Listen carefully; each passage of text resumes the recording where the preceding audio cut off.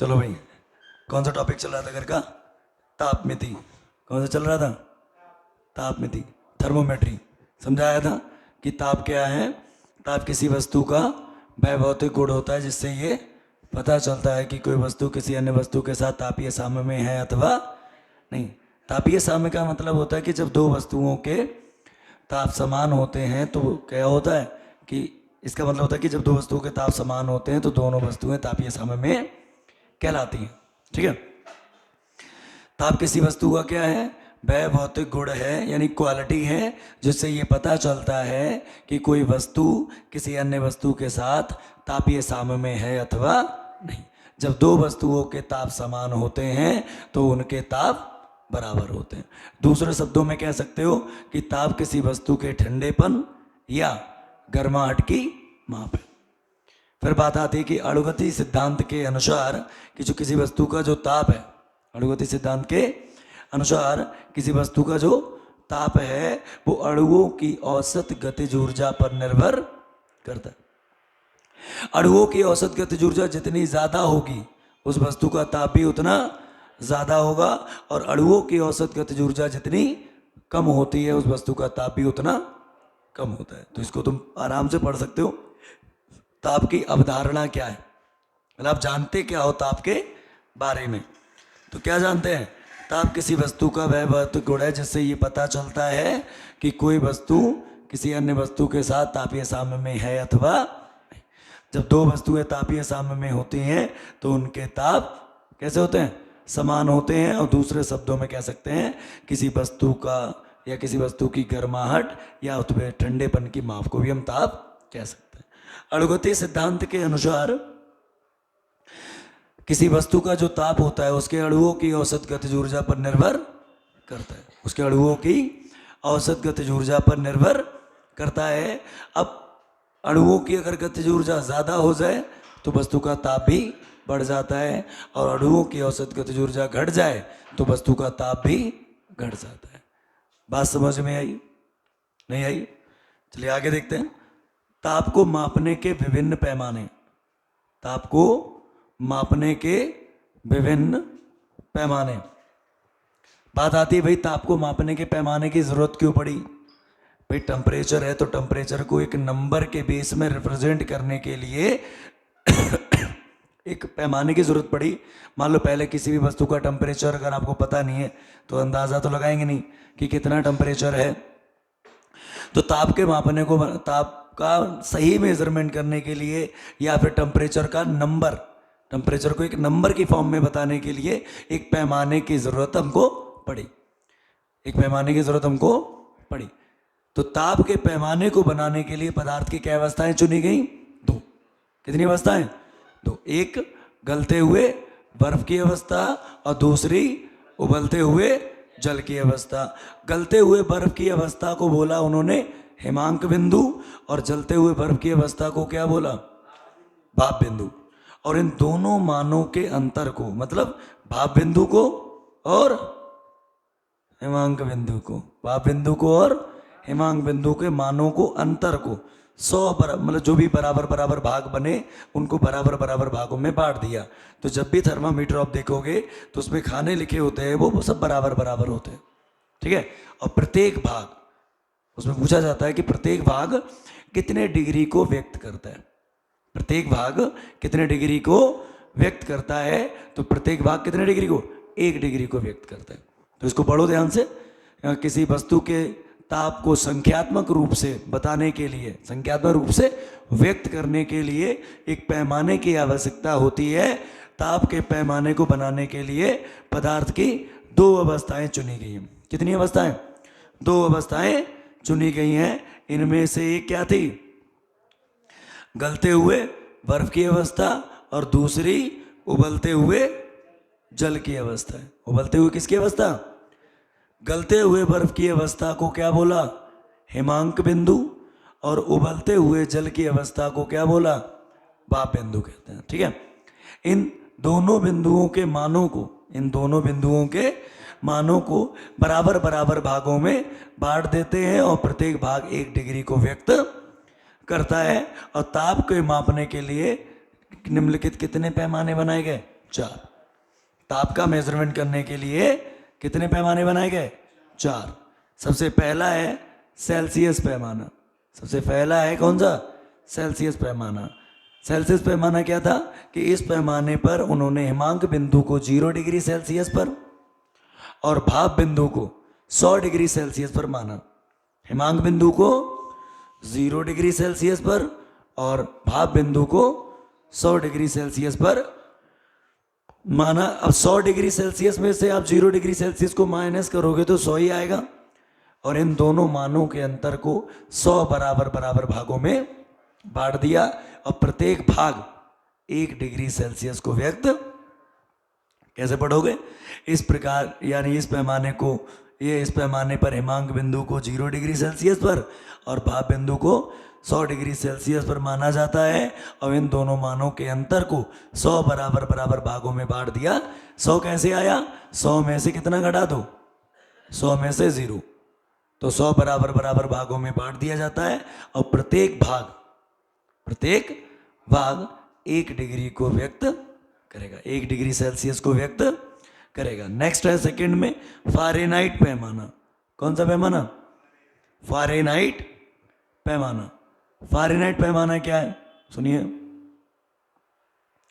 इस पैमाने में हिमांक बिंदु को 32 फ़ारेनहाइट पे, इस पैमाने में जो हिमांक बिंदु है उसको 32 फ़ारेनहाइट पे और भाप बिंदु को 212 फ़ारेनहाइट पर माना जाता है, और दोनों मानों के अंतर को 180 बराबर बराबर भागों में बांट दिया जाता है, और प्रत्येक भाग 1 डिग्री फ़ारेनहाइट को व्यक्त करता है। मतलब ये जो पैमाना इन्होंने बनाया फ़ारेनहाइट का, उसमें हिमांक बिंदु को 32 पे मान लिया और भाप बिंदु को 212 पे मान लिया, और दोनों मानों को अंतर को, यानी 212 में से जब तुम 32 घटाओगे तो 180 आएगा, और 180 बराबर बराबर भागों में उन्होंने इसको बांट दिया। और पूछा जाएगा कि प्रत्येक भाग कितने फ़ारेनहाइट को व्यक्त करता है, तो प्रत्येक भाग कितने फ़ारेनहाइट को व्यक्त करेगा?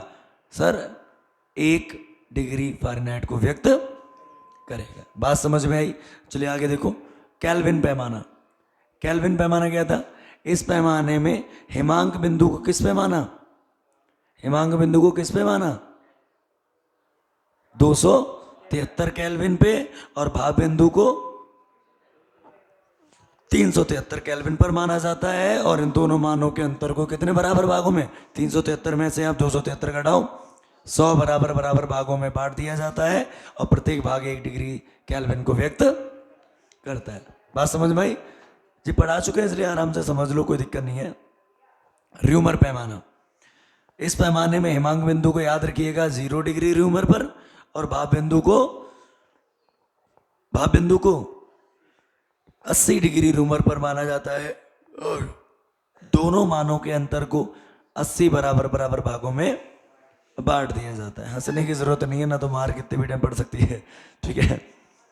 80 बराबर भागों में बांट दिया जाता है, और प्रत्येक भाग 1 डिग्री र्यूमर को व्यक्त करेगा। तो ये हुआ तुम्हारा र्यूमर पैमाना। अब क्वेश्चन आता है भैया, इसमें बात ये समझो कि यदि किसी वस्तु का जो टेम्परेचर है उपरोक्त चारों पैमानों पर क्रमशः C, F, K और R हो, तो मतलब क्या है कि इनमें एक रिलेशन होता है। इनमें क्या होता है? अगर कोई वस्तु है, क्या हुआ उसमें? क्या दिख रहा कुछ? तो ध्यान दे यार यहाँ पे। अगर कोई वस्तु का टेम्परेचर, जैसे तुम उन्होंने काउंट किया, अब वो टेम्परेचर किसी भी पैमाने पर सेल्सियस में है, ठीक है, फ़ारेनहाइट पे है, केल्विन पे है, ठीक है, और र्यूमर पे है। C का मतलब सेल्सियस, F का मतलब फ़ारेनहाइट, K का मतलब केल्विन, R का मतलब र्यूमर पे है, तो इनमें एक रिलेशन होता है। क्या होता है? रिश्तेदारी, संबंध। तो वो संबंध आपका इंपॉर्टेंट है। कैसे? यहाँ पे देखो C माइनस जीरो, ये सेल्सियस पैमाना है, हिमांक बिंदु 0, और नीचे उनका अंतर जो भाग आए थे। भाग का मतलब होता है कितने में कितने भाग बचा था, 100 में से 0 घटाया 100 ही आया। F माइनस 32 फ़ारेनहाइट हिमांक बिंदु था, लेकिन 212 में से 32 घटाओ 180। K माइनस 273 बटे में 373 बोला था, भाप बिंदु को 373 में से 273 माइनस कर लो 100, एंड R माइनस 0 पान में 80। ये देखो 20 के पाड़े में आ रहा होगा, 20 पंजे 100, 20 नेमा 280, 20 पंजे 100 और 20 चौक 80। तो जीरो को माइनस करो या प्लस करो कोई फर्क, जीरो को माइनस करो या प्लस करो तो कोई फर्क नहीं पड़ता। तो क्या आएगा, C/5 equal to F minus 32/9 equal to K minus 273, K minus 273/5 equal to R/4 equal to क्या, R/4। तो ये आप रिलेशन याद रखेंगे, चारों पैमानों में क्या रिलेशन होता है, चारों पैमानों में क्या संबंध होता है। तो मुंह ज़बानी आपको याद होना चाहिए, C/5 equal to F minus 32/9 K minus 273/5 equal to R/4। बात समझ में आई। उसके बाद क्वेश्चन आएगा कि उस पैमाने का मान निकालो जो सेल्सियस पर और फ़ारेनहाइट पैमाने पर समान हो। ये ज़्यादातर कंपटीशन के क्वेश्चन में पूछा गया है। उस पैमाने की वैल्यू बताइए, उस पैमाने की वैल्यू बताइए या जो सेल्सियस पर भी बराबर होता है और फ़ारेनहाइट पर भी बराबर होता है, यानी Celsius equal to Fahrenheit. Celsius किसके बराबर है, फ़ारेनहाइट। और हम जानते हैं relation between Celsius and Fahrenheit क्या होता है, C/5 equal to F minus 32/9। ये कहाँ से आया, जो अभी हमने ऊपर रिलेशन निकाला यहाँ से, जो अभी हमने रिलेशन निकाला कहाँ से आया, यहाँ से। अब देखो अकॉर्डिंग टू क्वेश्चन में क्या कह रहा है कि आपको वो टेम्परेचर बताइए जो सेल्सियस पर भी बराबर है और फ़ारेनहाइट पर भी, सेल्सियस पर भी बराबर है, और तो सेल्सियस किसके बराबर, फ़ारेनहाइट के। तो चाहे हम सेल्सियस की जगह पे फ़ारेनहाइट लिख दें या फ़ारेनहाइट की जगह पे सेल्सियस लिख दें या फिर दोनों की जगह पे क्या लिख दें, कोई फर्क नहीं पड़ता। x रख दो तो क्या आएगा, x/5 x माइनस 32/9। अब तुमको मालूम है इसकी कैंची क्या करनी पड़ेगी, गुणा, इसकी गुणा इधर और इसकी गुणा इधर। 9 से करो तो 9x और यहाँ करोगे तो 5x और 32 पंजे 160, 32 पंजे 160 कर लिया। अब 5x को आप इधर ले जाओ, प्लस की वैल्यू है उधर जाके, प्लस की वैल्यू है उधर जाके क्या हो जाएगी, माइनस हो जाएगी। तो 9x में से 5x माइनस करोगे तो कितना बचेगा, 4x। x को तो यहीं रहने दो, x की तो वैल्यू चाहिए, 4 को डिवाइड में भेज दो, 4 से भाग करो कितना आएगा, कितना आएगा, -40। बात समझ में आई या नहीं आई, आगे ना कोई दिक्कत परेशानी। तो x बराबर -40 जो वैल्यू है वो सेल्सियस और फ़ारेनहाइट पैमाने पर समान है। तो कभी भी क्वेश्चन आए कि ऐसा मान बताओ जो सेल्सियस और फ़ारेनहाइट पैमाने पर सेम होता है, तो डायरेक्ट याद रखेंगे -40। कंपटीशन एग्जाम में भी पूछा जा चुका है, कई बार आया है, पेपर उठा के देखोगे तो पता चलेगा सच में यही है। फिर आएगा विभिन्न प्रकार के तापमापी और उसमें प्रयुक्त होने वाले तापमापक गुण। कितने प्रकार के तापमापी होते हैं, तापमापी का तो मतलब समझ रहे हो, थर्मामीटर। कितने कितने प्रकार के तापमापी होते हैं, देखो जो आप पढ़ रहे हो सेल्सियस, फ़ारेनहाइट, केल्विन, र्यूमर, ये सब पैमाना है। ये सब क्या है, पैमाने हैं। पैमाना तो कोई नंबरिंग देगा, शो करेगा, नंबर को शो करेगा, लेकिन अगर इसको पूरी डिवाइस में कन्वर्ट कर दें तो बन जाएगा थर्मामीटर। थर्मामीटर जैसे किसी का फीवर चेक करना है, ठीक है, समझ में आ रहा है, किसी का क्या क्या चेक करना है, फीवर चेक करना है। तो सोचो करके, थर्मामीटर तो आता ही है 2 टाइप का, एक इलेक्ट्रॉनिक्स वाला, एक नॉर्मल थर्मामीटर आता है, मुंह में घुसड़ने वाला, डॉक्टरों के पास होता है, ठीक है। वो शीशे का होता है, नॉर्मली होता है, उसमें पारा वगैरह शो होता है, उससे काउंट करते हैं। इलेक्ट्रॉनिक्स में सेल्सियस फ़ारेनहाइट दोनों होते हैं। बात समझ में आई, अभी बताऊंगा तेरे को क्या समझना है। बात आती है कि विभिन्न प्रकार के तापमापी क्या हैं, मेरे को पढ़ना है कि तापमापी कितने प्रकार का होता है और उनमें प्रयुक्त होने वाले तापमापक गुण। एक लाइन नंबर है यहाँ पे, तापमापक गुण। अच्छा एक बात सोचो, तापमापक गुण क्या है, तो किसी भी वस्तु का या किसी भी पदार्थ का जो ऐसा गुण, किसी भी पदार्थ का ऐसा गुण जो टेम्परेचर के बदलने पर एक समान रूप से बदलता है। कोई भी आपने टेम्परेचर चेंज किया और उस पदार्थ की क्वालिटी चेंज हो गई, उस पदार्थ की क्या चेंज हो गई, यानी उसके अंदर गुण चेंज होते जा रहा है। जैसे एग्जांपल दूध का भी ले सकते हो, दूध का आप टेम्परेचर बढ़ाते जाओ, टेम्परेचर आप चेंज कर रहे हो, टेम्परेचर क्या कर रहे हो, चेंज कर रहे हो, और जैसे जैसे हम टेम्परेचर चेंज कर रहे हैं उसके अंदर क्वालिटी चेंज होती जा रही है। दूध ये वाली क्वालिटी से जो पानी वाला सिस्टम होता है वो वेपर की फॉर्म में कन्वर्ट होता जाएगा, धीरे धीरे उस पदार्थ का गुण क्या हो जाएगा, बदलता जाएगा। क्या होगा, बदलता जाएगा। तो क्या हुआ कि विभिन्न प्रकार के तापमापी, उनमें तापमापक गुण पहले समझो क्या होता क्या है। किसी भी पदार्थ का ऐसा गुण जो टेम्परेचर के चेंज होने पर चेंज हो जाता है। अभी ये है हिमांशु मोटा दादा, अगर मान लो ये कह रहे हैं सर हमारी क्वालिटी चेंज नहीं होगी, इनके पीछे आराम से टेम्परेचर वाली लैंप लगा दो, तो जैसे जैसे तुम उसका टेम्परेचर चेंज करोगे वैसे वैसे इनकी क्वालिटी चेंज होने लगेगी। पहले कपड़ों में होंगे तो अलग बात है, बाद में कपड़े ही नहीं रहेंगे, ठीक है। तो आदमी की क्वालिटी चेंज हो जाती है। देखो भाई, किसी भी आदमी निपट लेता है, फिर उसको देखो जब आग लगाते हैं टेम्परेचर चेंज, आदमी की क्वालिटी चेंज, काम ह्यूमन बॉडी होती है फिर राख वाली बॉडी में कन्वर्ट हो जाता है। यानी टेम्परेचर चेंज होने पर उसकी क्वालिटी भी क्या हो गई, चेंज हो गई।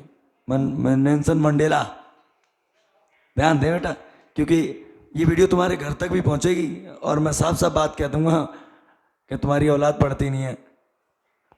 बात समझ में आ रही है? तो इसलिए परेशान ना हो, घर वालों को यही दिखाया जाएगा, ये भी देख लें घर वाले हमारा बालक वहां जाके पढ़ता है या नहीं। तो भैया तापमापक गुण क्या था, टेम्परेचर बदला और उस पदार्थ का क्या बदल जाए, गुण बदल जाए। टेम्परेचर बदले और उस पदार्थ का, टेम्परेचर के चेंज होने पर पदार्थ का गुण चेंज हो गया, इसका मतलब यही है सर, गुण तो क्वालिटी चेंज हुई ना, तो गुण किस में है, टेम्परेचर में या वस्तु में, पदार्थ में ही तो है, वस्तु में ही तो है। तो वस्तु के उसी गुण को तापमापक गुण कहते हैं। क्या कहते हैं? तो देखो लिखा है किसी पदार्थ का ऐसा गुण जो ताप के बदलने पर एक समान रूप से बदलता है, तापमापक गुण कहलाता है। आप टेम्परेचर चेंज करते जाइए, उस वस्तु का गुण भी चेंज होता जाएगा, उस वस्तु का गुण भी चेंज होता जाएगा। बात समझ में आ रही है? विभिन्न प्रकार के तापमापी और उनमें प्रयुक्त होने वाले तापमापक गुण निम्नलिखित आपको नीचे दिए गए। सबसे पहला है तापमापी, आप नाम से याद रखें, स्थिर आयतन गैस तापमापी। स्थिर आयतन गैस तापमापी, देखो नाम से ही आ रहा है स्थिर आयतन, इसका मतलब आयतन तो बदलने वाला नहीं है, आयतन तो बदलने वाला, हेडिंग में ही लिख दिया स्थिर आयतन गैस तापमापी। अब तुम बताओ, दो चीजें बदलेंगे करके, ताप को बदला, किसको बदला, ताप को बदलोगे तो आयतन तो बदलेगा नहीं, क्योंकि आयतन तो पहले से ही स्थिर है, नाम में ही दिख रहा है स्थिर आयतन गैस तापमापी। तो बताओ ताप के बदलने पर कौन बदलेगा, दाब। ताप के बदलने पर क्या बचा, ताप, दाब और आयतन। आयतन चेंज नहीं होना। जैसे एक आध होते हैं जैसे मेंडेला टाइप के, कितना भी पढ़ाओ, हाँ सर हम पढ़ेंगे नहीं, तो ये लोग तो कितना भी टेम्परेचर दो, ठीक है। कुछ चीजें ऐसी होती हैं जो टेम्परेचर के बढ़ाने पर कुछ चीजें चेंज होंगी। तो बताओ आयतन चेंज होगा, नहीं होगा ना, कौन चेंज होगा, दाब।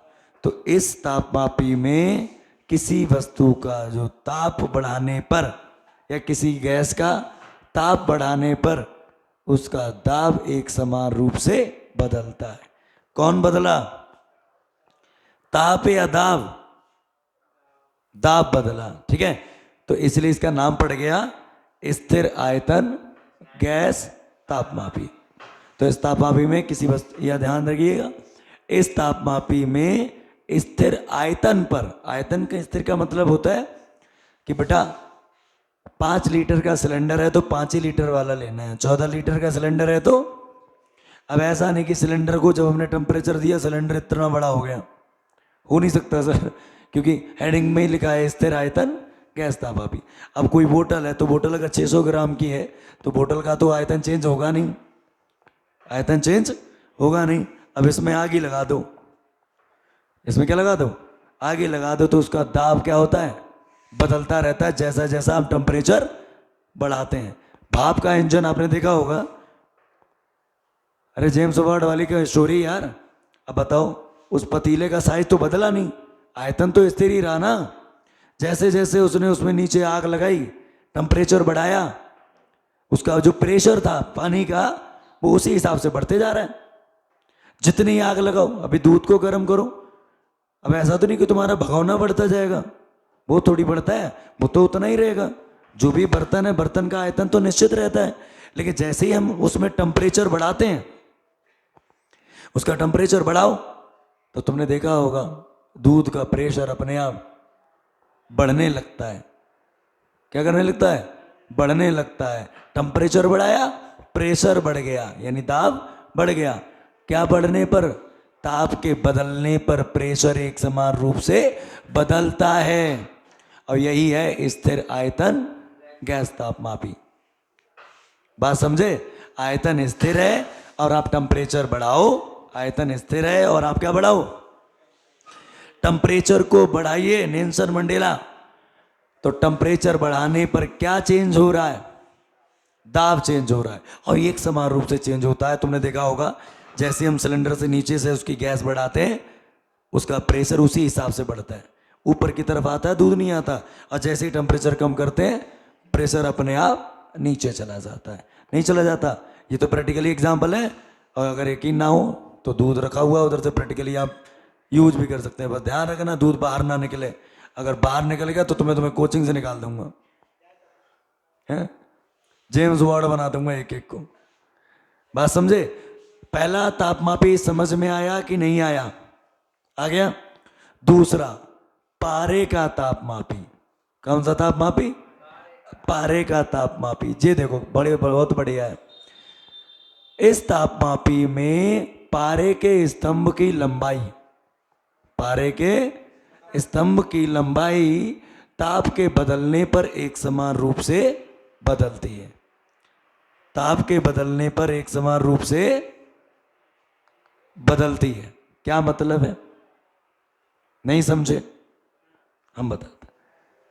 फीवर चेक करने गए हो, नहीं गए हो? तुमने देखा होगा जब फीवर आता है तो डॉक्टर क्या करता है, तुम्हारे मुंह में थर्मामीटर को जोड़ देता है, वो वाला जो शीशे वाला होता है।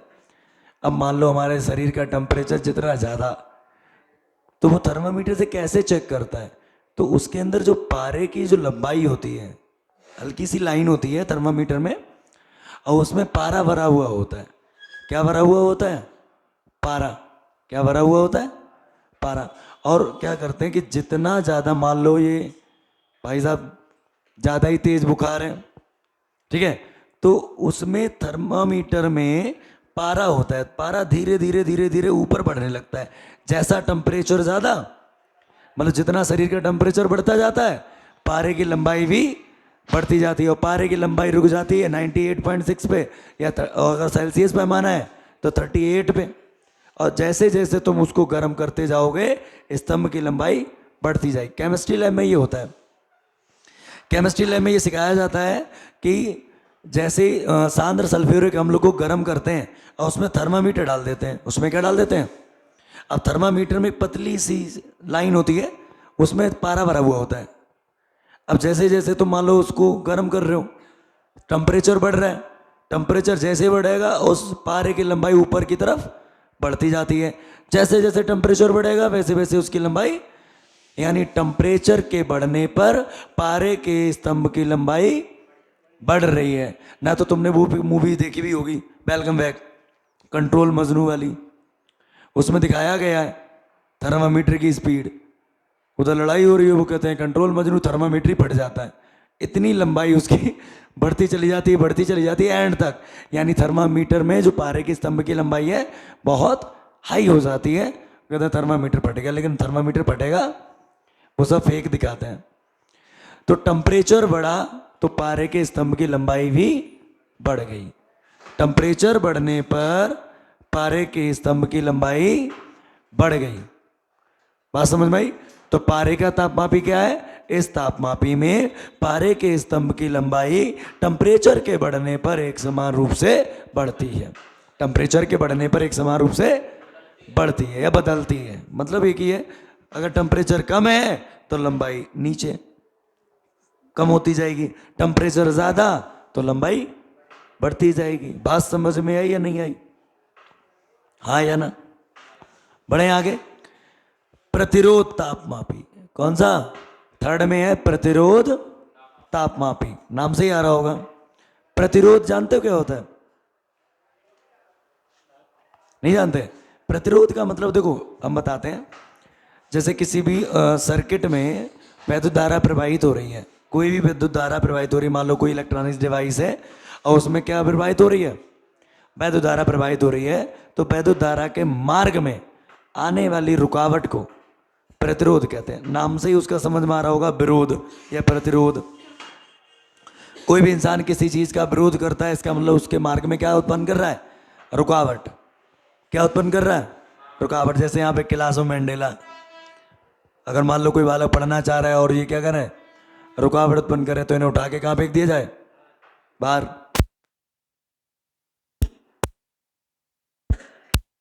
तो भाई काहे कर नखरे दिखा रहे हो? समझ में आई नहीं? तो मंडेला तो प्रतिरोध समझ में आया? जे भी देखो विरोधी।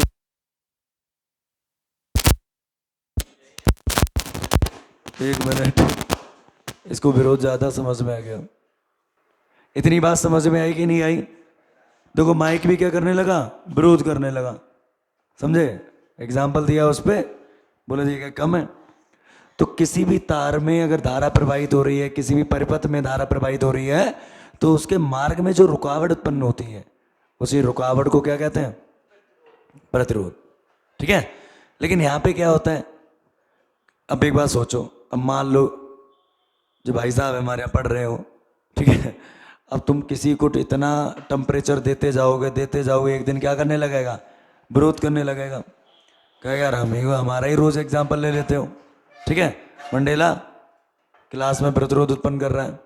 सुनिए, इसमें क्या होता है कि अगर हम टेम्परेचर बढ़ाते हैं, अगर हम टेम्परेचर, तो किसी भी धातु के तार का जो वैद्युत प्रतिरोध है वो ताप के बदलने पर एक समान रूप से बदलता है। टेम्परेचर बदला, प्रतिरोध बदल गया।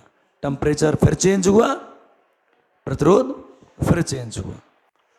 तो इस तापमापी में किसी भी धातु के तार का प्रतिरोध ताप के बदलने पर एक समान रूप से बदलता है। बात समझ में आई? यानी पहला क्या था? स्थिर आयतन गैस तापमापी। उस तापमापी में टेम्परेचर के चेंज होने पर, किसके चेंज होने पर? टेम्परेचर के चेंज होने पर क्या बदला? दाब चेंज हुआ। पारे के तापमापी में टेम्परेचर के बदलने पर क्या चेंज हुआ? पारे के स्तंभ की लंबाई चेंज हुई थी। प्रतिरोध तापमापी में टेम्परेचर के चेंज होने पर क्या चेंज हुआ? वैद्युत प्रतिरोध चेंज हो रहा है। आज क्या चेंज होगा? फोर्थ है ताप युग्म तापमापी। कौन सा? ताप युग्म ताप। देखो युग्म का मतलब ही समझ रहे होगे, जोड़ा। युग्म का मतलब क्या होता है? जोड़ा। इस तापमापी में जैसे कोई तार लो और तार को इस तरीके से आप ज्वाइंट कर लो। क्या कर लो? यहां से एंड यहां से। तार तो इस तरीके का होगा। तो जहां पे कोई चीज ज्वाइंट होती है, नमस्ते, जहां पर कोई भी चीज क्या होती है? ज्वाइंट होती है, उसे संधि कहते हैं। क्या कहते हैं? जंक्शन। जैसे बरेली जंक्शन क्या होता है भाई? जितनी भी ट्रेनें आके वहीं पे ज्वाइंट हो जाती हैं, वहीं पे क्या हो जाती हैं। तो इस तापमापी में क्या होता है कि दोनों संधियों के मध्य उत्पन्न हुआ ताप विद्युत वाहक बल, दोनों संधियों के बीच उत्पन्न हुआ ताप विद्युत वाहक बल टेम्परेचर के चेंज होने पर एक समान रूप से बदलता है। इसमें क्या बदल रहा है? ताप विद्युत वाहक बल। ताप विद्युत वाहक बल किसके बदलने पर? ताप के बदलने पर। यानी जितने भी तापमापी हैं उनमें टेम्परेचर के चेंज होने पर कुछ ना कुछ बदल रहा है। अब बदलने के इसी गुण को क्या कहते थे? तापमापक गुण कहते हैं। बदलने के इसी गुण को तापमापक गुण कहते हैं। बात समझ में आई या नहीं आई? आ गई समझ में? नहीं आई? तो तापमापक गुण क्या होता है? किसी पदार्थ का ऐसा गुण जो ताप के बदलने पर एक समान रूप से बदलता है। बात समझ में आ गई या नहीं आई? चलिए 2-3 हेडिंग और फिर आगे डेरिवेशन पर रोक देंगे। उत्तापमापी, नाम से ही आ रहा है। उत्तापमापी, कुत्ता नहीं है, उत्तापमापी, उच्च ताप मापने वाला। पता लगा अब मंडेला को फीवर आ गया, ये डजंट मैटर, भैंसा को फीवर आ गया, ठीक है, तो अब उनको थोड़ी समझ में आएगा भैंसा तो नेचुरली भी हो सकता है यार, ठीक है। उसको फीवर आ गया। अब मान लो ये थर्मामीटर लेके जाओगे, ठीक है, जो डॉक्टर वाला थर्मामीटर लेके जाओगे, चेक कर लोगे, समझ में आ रहा है कि हाँ उसको फीवर आया। लेकिन पता लगा अब कहीं पे भट्टा चल रहा है, अब वहाँ पे गए, सर हम आ रहे हैं टेम्परेचर नापने के लिए, ना तुम मिलोगे ना तुम्हारा थर्मामीटर मिलेगा, क्योंकि भट्टे का टेम्परेचर बहुत ज़्यादा होता है, 2000, 3000, 4000 डिग्री सेल्सियस। तो उसका टेम्परेचर थोड़ी नाप लेंगे। तो उसका टेम्परेचर नापने के लिए ये छोटे मोटे थर्मामीटर काम नहीं आते। छोटे मोटे थर्मामीटर काम नहीं आते, क्योंकि आकर कर आपको भट्टे का टेम्परेचर नापना है या भट्टी का टेम्परेचर नापना है तो उनके लिए हमें उत्तापमापी का प्रयोग करना पड़ता है। किसका? नाम से आ रहा है, उत्तापमापी, उच्च ताप मापने के लिए। देखो लिखा है बहुत उच्च ताप मापने के लिए उत्तापमापी का प्रयोग किया जाता है। बहुत उच्च ताप मापने के लिए, नमस्ते नमस्ते, बहुत उच्च ताप मापने के लिए जिन तापमापी का हम यूज करते हैं उन्हें क्या कहते हैं बेटा? उत्तापमापी कहते हैं। अब उत्तापमापी कै प्रकार के हैं? 2। याद रखिएगा, 2 प्रकार के उत्तापमापी आप पढ़ोगे। पहला पूर्ण विकिरण उत्तापमापी। पहला क्या पढ़ोगे? पूर्ण विकिरण उत्तापमापी। यह स्टीफन के नियम पर आधारित है। किसके नियम पर? स्टीफन के नियम पर आधारित है। आगे चैप्टर में दोनों के नियम आएंगे, वहां पे समझाएंगे। प्रकाशिक उत्तापमापी दूसरा है और यह बीन के नियम पर आधारित है। बीन भैंस वाली नहीं है, वो वाली सपेरा वाली, बीन वैज्ञानिक का नाम है। तो ये बीन के नियम पर आधारित है और वो स्टीफन के नियम पर आधारित है। तो क्या क्या उत्तापमापी हो गए? 2। बात समझ में आई? अब एक डेरिवेशन कल क्लास में करेंगे, स्थिर आयतन गैस तापमापी का सिद्धांत। पीछे पढ़ा था स्थिर आयतन गैस तापमापी। इस तापमापी में क्या होता है? स्थिर आयतन पर किसी गैस का दाब ताप के बदलने पर एक समान रूप से बदलता है। कैसे बदलेगा वो कल बदलेगा। आया समझ में?